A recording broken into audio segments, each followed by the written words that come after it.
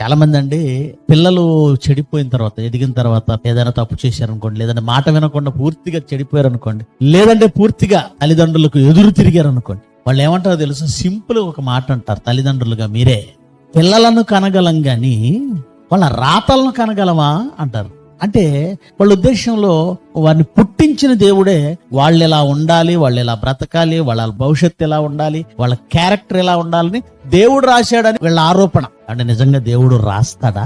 దేవుడు ఎవరి నుదుటునా, ఎవరి చేతుల్లో రాతలు రాయడు. అది అబద్ధం. నీ కొడుకు వ్యభిచారైతే ఇలా వ్యభిచార అవ్వాలని దేవుడు రాశాడంటావా? నీ కొడుకు గోండా అయితే ఫలానా వాడు గోండా కావాలని దేవుడు రాశాడా? నీ కొడుకు హంతకుడైతే వాడు హత్యలు చేయాలి అని దేవుడు రాశాడా? అంటే దేవుడు నిర్ణయించాడా హంతకుడిగా? దేవుడు ఎవరి రాతలు రాయడు, కానీ రాయమని ఒకరి చేతిలో పెట్టాడండి. ఎవరి చేతిలో తెలుసా? పిల్లలను కనగలం గాని వారి రాతలను కనగలమా అన్నారు. చూసారా తల్లిదండ్రులు? నిజంగా వాళ్ళ రాత రాయవలసింది తల్లిదండ్రులే.